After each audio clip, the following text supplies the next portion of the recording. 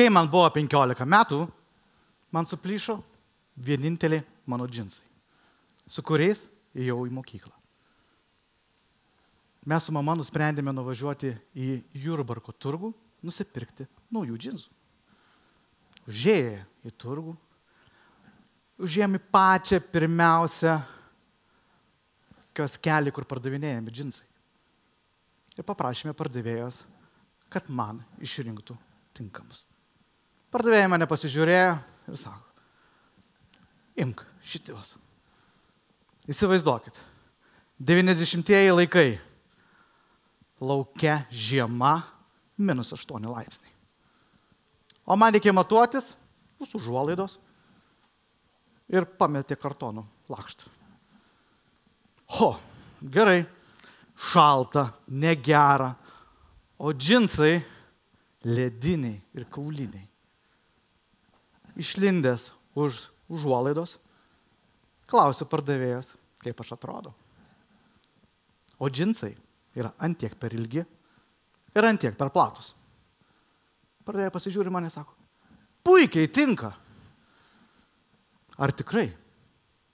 Taip. Dabar tokia mada.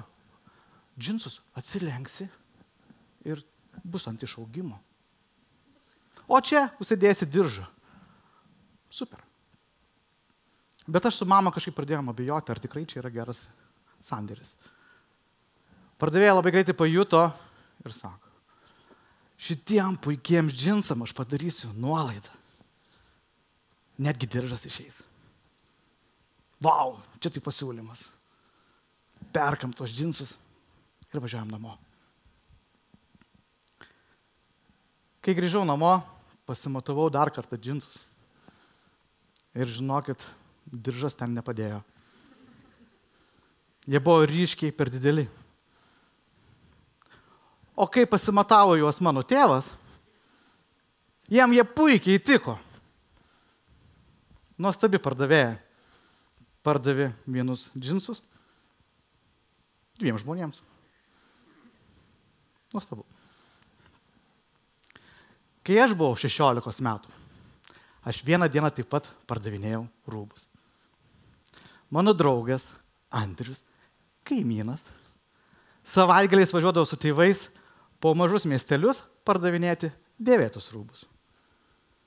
Bet vieną savaitgalį jo tėvai sugalvojo išvažiuoti į Palangą pailsėti ir paliko namuose pilną autobusiuką prekių. Vau! Mes su Andrium sugalvojom, kad gal važiuojam pardavinėti dviese, be tėvų. Taip ir padarėm. 16-mečiai, be teisių, be vairuotojo pažymėjimo, be licencijos parduoti. Net pasų neturėjom. O jau su Dargu miestelėje stovėjom, Šakių rajone, ir buvom įsidėję prekes. Ankstyvas rytas, o pirkėjo nėra. 9 val. Ryto pirkėjo nėra. Andrius sako, bus blogas turgus, nes maži miestelio gyventojai dažniausiai ateina į turgų anksti ryte. Po kelių akimirkų prieina moteris. Žiūrinėja ir prie savęs prisidėjus džinsus matuojas. Aš prie jos prieinu ir sakau, galite nueiti į persegimų kabiną ir pasimatuoti ir jeigu jums jie tiks, galėsite nusipirkti. Taip jinai ir padaro. Ir jinai išeina iš persegimų kabinos ir manęs klausia, kaip atrodo? O aš matau kažkur matytą vaizdą. Tiek per ilgą, tiek per platų. Ir galvoju, ką dabar sakyti? Ir sakau, šitie džinsai, mano nuomonė, yra jums per dideli. Ar tikrai?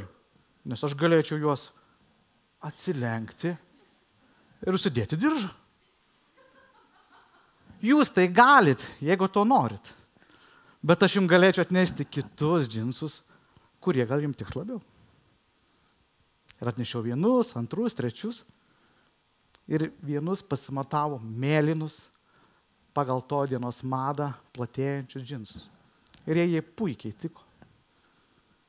Ir jie man sumokėjo 10 litų ir išėjo namo. Laukiu pirkėjų vėl. Pirkėjų nėra. Praeina valandą laiko. Žiūriu, ateina būrį žmonių. Maži vaikai, vyresnio amžiaus žmonės. Ir tame tarpe ta pati moteris, kur išpirko džinsus. Ir iš karto priėjo prie mūsų skyriaus ir viską matavos. O jeigu ką matavos ir tiko, ir pirko. Pro šalį einantys žmonės pamatė vienoje vietoje daug žmonių susibūrusių. Taip pat ėjo pasižiūrėti, ką mes ten tai prekiaujam. Irgi matavos ir pirko. Pasirodo. Moteris ne namo ėjo, o nuėjo pas kaimynę išgerti kavos. Ir begerdamos kavą pasimatavo džinsus, kurie jai puikiai tiko. Kaimynė pamastė, ir man reikia kažkokių naujų prekių, kažką ir aš noriu atsinaujinti. Nupirksiu dar ir vaikam kažką, ir savo mamai. Ir nusprendė nueiti į turgų. Džiugu. Turgus buvo vykęs. Aišku, mes po turgos grįžome namo. Ir Andriaus tėvai sužinojo, kad mes buvom nušvilpę jų autobusiuką.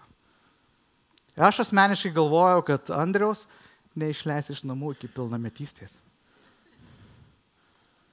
Bet kai pamatė, kiek mes pinigų tada uždirbome, labai greit atleido.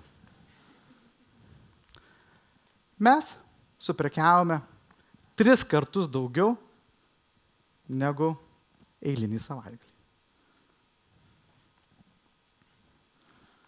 Ką tik girdėjote 2 džinsų istorijas. Pirmajai pardavėjai visiškai nerūpėjo, kaip aš atrodau. Jos vienintelis buvo tikslas iškišti prekę, paimti pinigus ir kad aš su mama eičiau lauk. Aš tai vadinu šiandien vienos dienos žaidėjas. Antroje istorijoje. Aš ir Andrius, 16 metų, apie prekybą visiškai nieko neišmanantis. Mums buvo vienintelis tikslas, kad žmonės būtų laimingi ir patenkinti.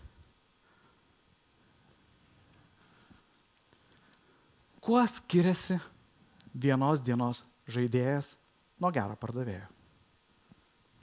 Geras pardavėjas visą laiką stengsis pažinti klientą, išklausyti jo, edukuoti, nes mes savo prekes žinome geriau. Ir tik tada siūlo sprendimą, kuris yra ne visada parduoti. 15 metų pardavinėjau ekskavatorius. Per tą laikotarpį aš susipažinau su labai įdomiais žmonėmis. Vienas iš jų – ūkininkas Nerijus iš Šiaulių rajono. Paskambino man prieš 7 metus ir sako, sveikas, ieškau ekskavatoriaus įsigyti. Kada susimatom? Susitikę pas jį, namuose, gerdami kavą. Aš užduodu standartinius klausimus, pardavinėjant ekskavatorių. Sakau, koks tave domina ekskavatorius? Vikšrinis ar ratinis? Jis labai greit atsakė. Vikšrinis. Super. Klausiu antrą klausimą, standartiniu. Ką su ekskavatorium veiksi? Ir čia nutilo tyla. Pasikrapštė netgi galvą. Nežinau. Tvenkinį įsivalysiu 5 svarų. O, gerai, tvenkinį. Man automatiškai norėjosi kito klausimo. O ką darysi, kai tvenkinys bus išvalytas?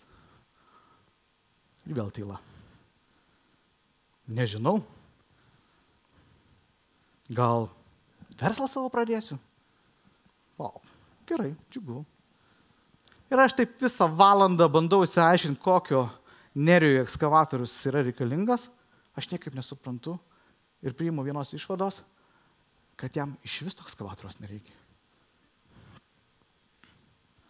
Jam reikia įsivalyti tvenkinį 5 arų, kurio paslaugos kaina yra 1500 eurų. Ekskavatorius kainuoja 100 kartų brangiau. 150 000 eurų. Aš matydamas, kaip Nerijus nori labai ekskavatoriaus, aš galėjau ištraukti pardavimų sutartį šabloną, kad būtų Nerijus pasirašęs. Ir aš tikrai tikiu, kad jis būtų pasirašęs. Bet aš to nepadariau ir pasakiau. Neriau, tau ekskavatoriaus nereikia. Tau reikia įsivalyti tik tais tvenkinį. Pasisamdyk šitą paslaugą, kuri kainuoja 1500 eurų. Ir sutaupysi krūvą pinigų. Nerius manęs paklausė ir išsiskyrėm. Praėjo metai, skambina man Nerius. Aš esu prie tavo ofiso durų, reikia pakalbėti. Gerai, jau geriam kavą pas mane ofise. Ir jisai sako, ačiū Alvydai labai, kad man nepardavė tada ekskavatoriaus. Nes aš nežinau, ar būčiau galėjęs mokėti banko paskolą kiekvieną mėnesį. Man tai būtų buvę sunku. Bet ekskavatorius aš kaip ir tada labai norėjau ir dabar jo labai noriu. Bet aš padariau namų darbus. Aš nusprendžiau užsiimti tvenkinių kasimo ir valymo verslu. Turiu klientų sąrašą, kam reikia šitų paslaugų. Ir turiu darbo 1,5 metų į priekį. Klausimų nebeliko. Neriui išrinkom ekskavatorių tinkamą, jisai jį nusipirko ir kasa iki šiol. Džiaugu. Pusę savo gyvenimo esu pardavėjas. Ir vieną dalyką tikrai supratau, kad džinsus nusipirkti tikrai nėra lengva. O ką iš tikrųjų norėjau pasakyti? Pardavimas, pats procesas yra tik maža akimirka.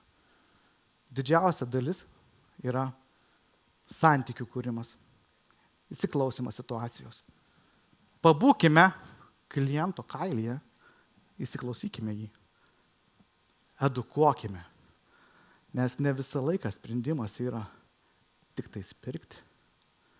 Smagu rasti ir kitų sprendimų.